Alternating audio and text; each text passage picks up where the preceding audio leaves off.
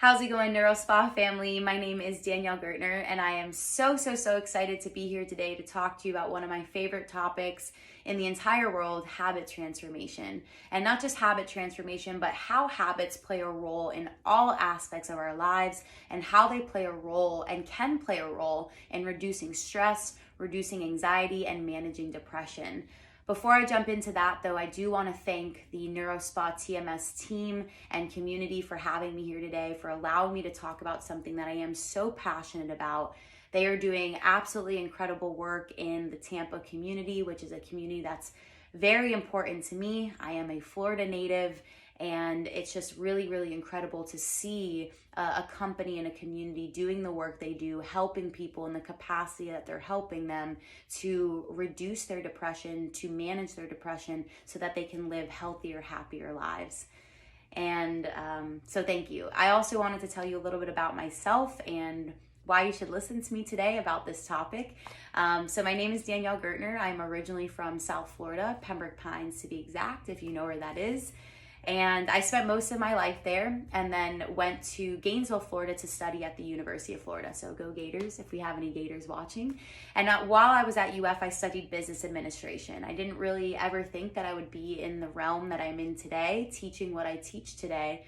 I studied business. I loved it. I specialized in communications and leadership development and really found my passion for fitness and health while I was in college. I started working out at the gym, fell really in love with being able to take ownership over my body and to build strength in that way. But very quickly realized that the physical piece of fitness was just the tip of the iceberg. In my own journey, I gained some really incredible physical results, but realized that I was still experiencing stress and anxiety, and just wasn't fully happy with the person staring back at me in the mirror, and saw how it is affecting all other areas of my life. And I started to become very fascinated with the mind, and then with habits, and how habits are a part of every part of our lives, a lot of times more than we even realize. And so that's why I'm so passionate about talking to you all about that today. And what I do today, I'm an ownership coach. It's what I call myself. I help people take ownership over their lives and their wellness through habit and mindset transformation programs that I run for women all over the country. I'm also a strength and conditioning coach for the Santa Fe Saints back in Gainesville, which I love. Is another huge passion of mine, is to develop athletes, not just physically, but also mentally, emotionally, and spiritually. And I just moved to Austin, Texas, which is where I'm filming this video from, and just really love what I do. And I'm so happy to be here today and have a lot of things I want to cover, to hopefully help you build some tools in your toolbox to help manage the stress and anxiety and your depression. So if you're ready, strap in. We got a lot to talk about today. Just to give you a quick overview of what I'm going to dive into. So first and foremost, what the heck are habits? What are they? Why do they exist? Where do they show up in our lives? Which is kind of the second piece, is where do habits exist in our lives? And number three, I really want you to walk away with a powerful toolbox of resources, activities that you can do to help you understand your habits better, so that when you understand your habits better, you can then manage your stress, anxiety, and depression a little bit better. So if you're ready, I'm ready. Let's go ahead and dive right into this. What the heck are habits? If you look up the definition of habits, habits are behaviors or thoughts that we repeat automatically. And I want you to think about that for a second. Behaviors or thoughts that we repeat automatically. How many behaviors or thoughts do you repeat automatically in your life? A lot of them, right? From how we roll out of bed in the morning to how we brush our teeth. Which side of your mouth do you brush first, and do you brush in circles or do you brush this way? How we get dressed. Something I thought about the other day is how I dry myself off when I get out of the shower. I do it the same exact way every time. How we back out of our driveway. All of these different things typically that we think about when we think of habits. If you're like me, I bite my nails. So biting my nails is a habit that a lot of times happens without me consciously thinking about it. And the other thing I want you to think about too, which is what we're going to spend a lot of time thinking about and talking about today, is how many of your thoughts are habits. If you think about and can bring awareness to some of the thoughts that play on repeat in your head, if you were to write them down, if you were to track them when you catch them, oh, there's that thought again that I'm not good enough, or there's that thought again of fear of the future. A lot of times you would see that these thoughts are just repetitive. So that's the definition, are thoughts and behaviors that are usually done automatic. Why? Why then? Why do we have these habits? Why do they exist? How do they serve us? And to answer that question, we need to kind of back up to the fundamentals of why humans exist, why life exists, which is reproduction and survival. We want to survive and we want to reproduce. That's what, in the deepest parts of our being and our DNA, what we are programmed to do. And if that's the case, we need energy. We need energy to survive. We need energy to reproduce. And so habits exist to help us save energy, because eventually a habit becomes ingrained very, very deeply, a lot of times in the subconscious level of our being. Again, we don't have to think about it. It just happens. That thought happens. Me biting my nails, honestly, I'm telling you all, I don't even notice when it's happening. It just does, because it's something that's so deeply ingrained. And what that allows our brains to do is have all this other energy, conscious thought to handle things in our world that we might need to handle. Fighting for our lives, our survival, reproducing, things like that. And obviously we live very different lives than our ancestors did, our cavemen and women back in the day roaming the lands, but the essence of our being is still there. The fundamentals of our DNA, the purpose of our being is still there, regardless of what our external world looks like. And it's so important to understand this so that you know where these habits are coming from, to save energy, allow us to be able to focus on the bigger problems, the forward-facing things that we experience day to day. So now that we know kind of what they are and why they exist, another thing I wanted to share with you that I think is going to be really powerful is understanding the habit loop. There is a way that habits are formed over time. And I'm going to keep this pretty simple because this could turn into probably like a 4-hour conversation, but just for the sake of you really understanding the science of habits, there is usually a cue, an action, and then a reward. And the cue, what you can do is if you can figure out those 3 parts of a habit, you can start to try to change and recognize when those behaviors or those thoughts are going to present themselves. So I'll give the example of me biting my nails because it's something that I have dealt with my whole life. Mom, if you're watching this, I'm sorry. I'm still trying. It's been a part of my life for so long. Typically, a cue for me or a trigger might be another way that you hear about habits, or the word cue. You kind of interchange that word. A trigger for me biting my nails is usually when I'm pressed for time. If I am on a time crunch, if I have a deadline, that usually is the trigger for me. So high stress. The action then, the habit, is biting the nails. The reward for biting my nails is a release of some of this pressure, some of this anxiety, some of this energy that I'm experiencing. When I bite my nails, I'm using that as a way to release some of my stress. Why am I telling you all of this? Well, I want you to think for a moment, can you recognize, number one, some of the habits that exist in your life? Maybe it's something like biting your nails. Maybe it's something like binge eating when you feel overwhelmed. And can you break it down into, okay, well, what is the trigger that triggers the habit? What is the habit itself? And then what is the reward that I'm looking to get from the habit?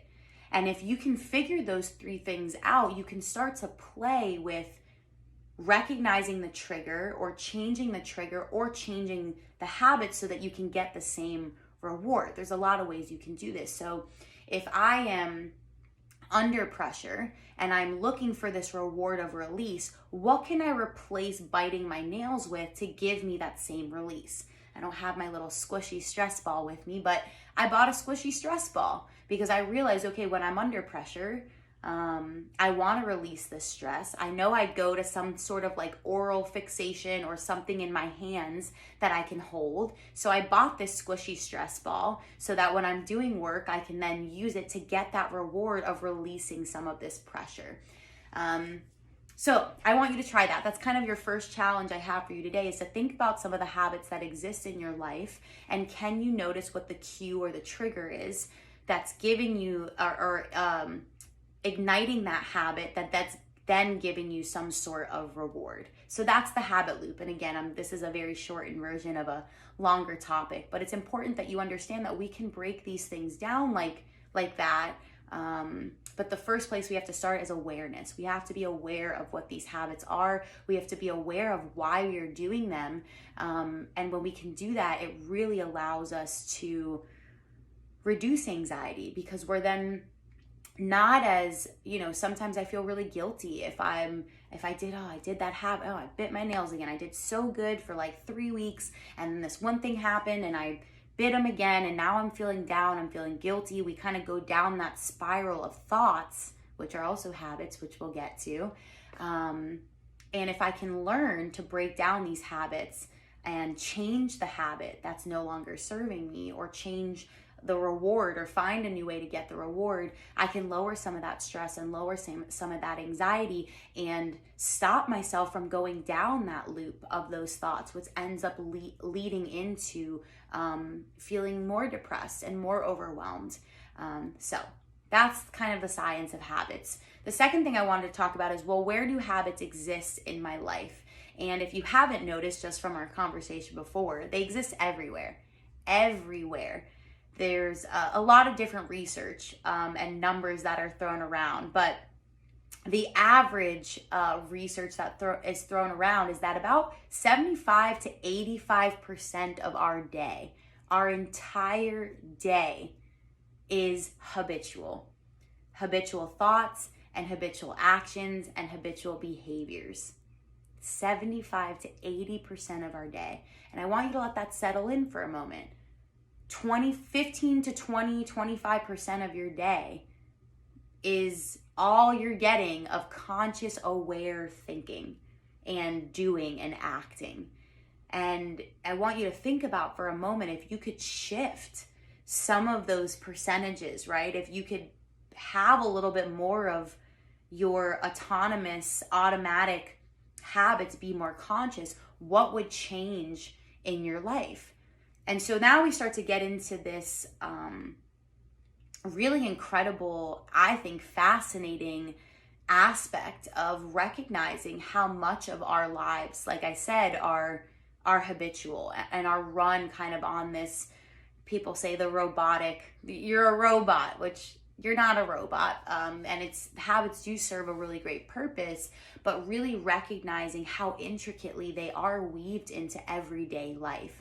So here's another, I kind of mentioned this in the beginning, but here's another challenge for you. In addition to noticing what habits you have and trying to figure out the habit loop, what is the trigger, what is the action, what is the reward, the other thing I encourage you to do is notice which of your thoughts are habitual. And I know I mentioned this, but maybe keep a thought log. And you have to have some awareness of what's happening in your head. Can you notice the conversation that's happening in your head? But starting to write down what these thoughts are. And what I did personally is I started to tally next to these thoughts that would continue to repeat.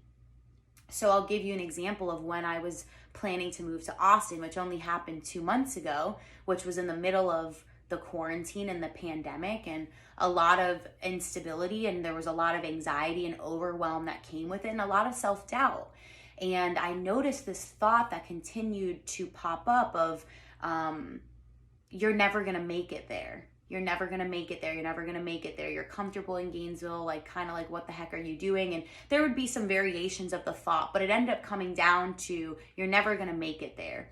And what I did over a week's period of time was I started to tally how many times I would hear that thought every time I was able to catch it. Because that's the other key. We got to be able to catch the thought, right? Which is why practices like meditation are so powerful. Learning to observe our thoughts and not become our thoughts.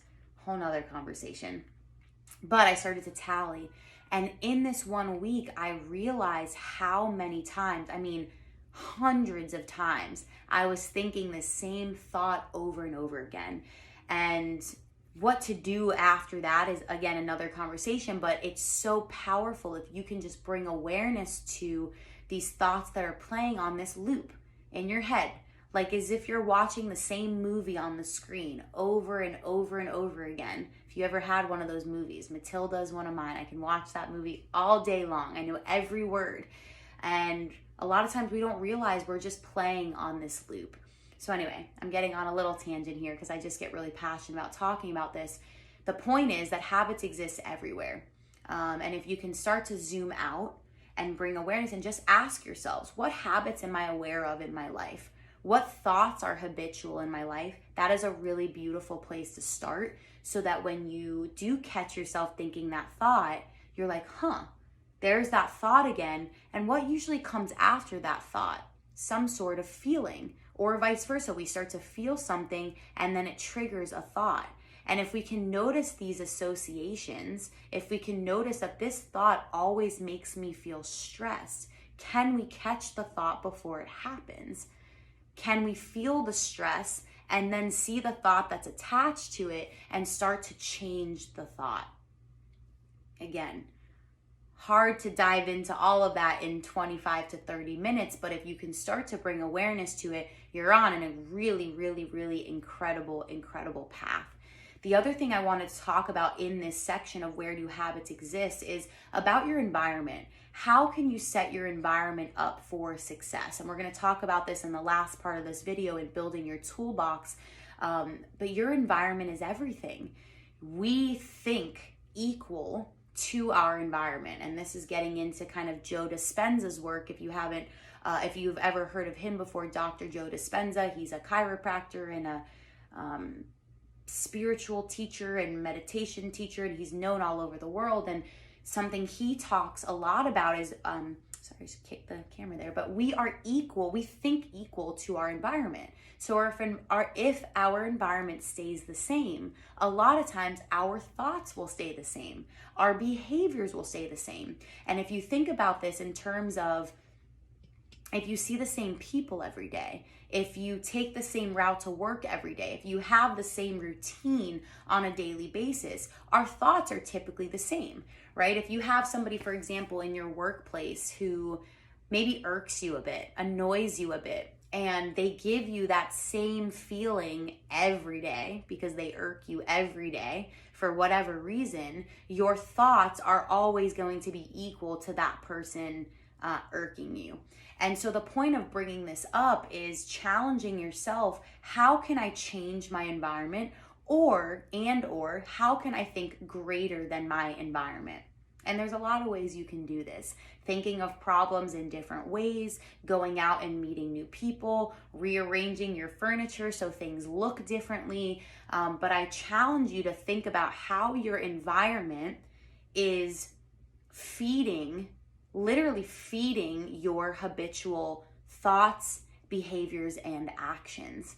One of the most fundamental things I work on with some of my clients is if they want to make going to the gym or moving their bodies more of a habit, how is their environment set up for success in that? So for example, is their yoga mat shoved all the way into the back of their closet? Are their running shoes all dirty and gross looking? Or maybe they need to buy some new workout clothes that make them feel motivated. Is their, water bottle and stuff like that set out for them to remind them, to trigger them? So going back to that cue, that action, and that reward, to trigger them that it's time to move their bodies. And these are very simple hacks that you can do. And if you're thinking about how to reduce stress and anxiety and manage your depression, how can you change very simple things about your environment? Can you buy yourself fresh flowers on a weekly basis? Something to kind of lighten the mood. Can you find a way to have better lighting, natural lighting in your home or your apartment or in your workspace? Can you set alarms in your phone to take a walk every hour, or just if you can't take a walk, go step outside and just stick your feet in the grass. There's a lot of power in grounding, which is something else you can look up. Very small changes. And I'll quote one of my favorite authors who wrote a book called Atomic Habits, which I love. His name's James Clear. He says, every action you take is a vote for the person you wish to become. Every action. And a lot of times these actions, it's not cleaning out your whole pantry and starting fresh. It's not, I'm now waking up every morning at 5 a.m. and working out.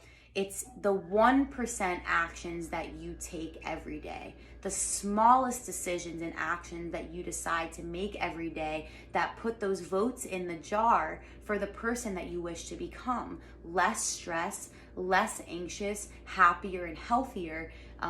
The changes don't have to be very big. How easy could it be for you to buy flowers? How easy could it be for you to open the window shades first thing in the morning? Or to put on binaural beats, which is music with energetic frequencies that can help you change your mood. Very, very small changes. So thinking about that and kind of environment hacking in a way.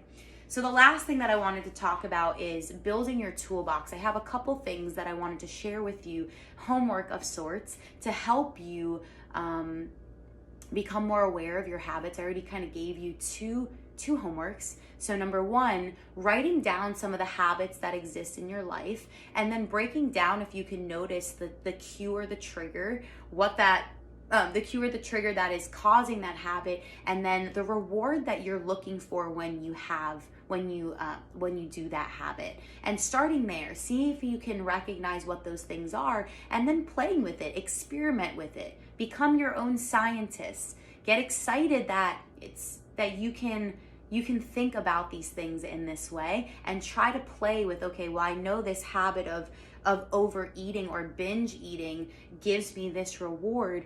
Is there something else that can give me that same reward that might serve me a little bit better in the long term? Then we talked about writing down your habitual thoughts and just bringing awareness to what some of those thoughts are. Maybe tally them, and even just having that piece of paper where you can notice those thoughts that are usually repeated over and over again is going to give you a sense of release, that you're noticing that this is a TV show, a movie that you have playing on repeat. The other things that I wanted to talk about today are, what are your pleasure practices? This is something that was really helpful for me, something that I talk about with my clients all the time. What are the pleasure practices that exist in your life or don't exist in your life that you want to exist in your life that make you feel good? And I know everybody is different. I am not you. I don't experience what you experience every day, and I'm not going to pretend that I do. But if you can think about right now, what are the things in your life that bring you a lot of joy? For me, barefoot walks. I'm barefoot right now. I'm usually always barefoot if I can be, because something about sticking my feet in the bare grass or dirt is very calming and soothing to me. And I know if I'm not having a good day, if I'm stressed, if I'm anxious, if I'm not feeling myself or happy or motivated, I come to this list of my pleasure practices. What is something I can do right now that is in my control? And this is very important. These pleasure practices, you want them to be in your control. I can't control if my boyfriend gives me love, extra love this day. I can't control if this person reaches out to me or if things go great, at work on a project. I can only control me. And so that's what I want you to think about. And you can think about, here's a challenge for you. Think about 1-minute pleasure practices, 5-minute pleasure practices, and maybe 15-minute plus practices. And that way, if you are in a state of I don't feel like doing anything right now, if you have a 1-minute pleasure practice that you can see on this list, that you can pull out and just experiment if it'll make you feel better. So getting barefoot for me, and I'm pointing out towards my window, is something that I can do for a minute. Breathing for a minute is something I can do. Humming my favorite song is a 1-minute pleasure practice I can do. And so having this list, and I know it seems kind of simple. It's like, okay, well, I can create a list. But I want to ask you this: when you're not in a happy state, when you are feeling stressed or anxious, or you are experiencing your depression at a higher level than you typically do, it's really hard to motivate yourself to want to do anything, right? So if you have this list, a lot of times it is a lot easier because you see it. You don't have to think about it. It's right there in front of your face. You're more inclined to do it if you can take the thinking out of it. So what are your pleasure practices? What are your 1 minute, your 5 minute, and your 15-minute pleasure practices that you can do? So you have 3 really powerful, simple tools that you can now implement right after this video. And I so encourage you to do so, especially during the times that we're in. What are my habits? What are the cues, the action, and the reward? And can I try to replace those, right? The squishy ball instead of biting my nails. Baking my sweets instead of going out and buying Ben and Jerry's. What are my habitual thoughts, and writing those down and bringing awareness to those thoughts and tallying when you start to notice them come up over and over again. And then what are my pleasure practices? What are the things that I can do, small bursts, remember, 1% actions that can help potentially boost my mood. We talked about a lot of stuff today. I really do hope this was helpful. Again, this is the very tip of the iceberg around this topic. There's so much we could dive into. So I want to invite you first and foremost to reach out to me if you have any questions, if you're interested in talking about any of this stuff further. This is my favorite thing to talk about in the world because there's so many reasons, but because it's so ingrained in everything that we do. And the more that I work with clients, the more that I realize and I can teach them these things and then help them practice these things, I really have seen their lives transform tremendously. And I wish nothing more than the same for all of you. So thank you so much for being here with me today. I really do appreciate your time and your energy. Please feel free to reach out to me. You can follow me on Instagram at Danielle Gertner. I'd be more than happy to answer any of your questions or support you in any way that I can. Please subscribe to NeuroSpa TMS's YouTube channel and share this video or the other videos that they have been posting throughout this month. I know that they've filmed videos in the past around different wellness topics and ways to manage stress, anxiety, and depression, and they will continue to do so for the rest of this month. So please subscribe and share. And if you have any questions, you can also always call NeuroSpa TMS. Yeah, I hope this was helpful. Thank you again so much for your time. I really do appreciate it. And just remember, every action you take is a vote for the person you wish to become. And you already took an incredible action just by watching this video. So thank you all so much. I hope you have a wonderful, wonderful day. And I hope to see you soon.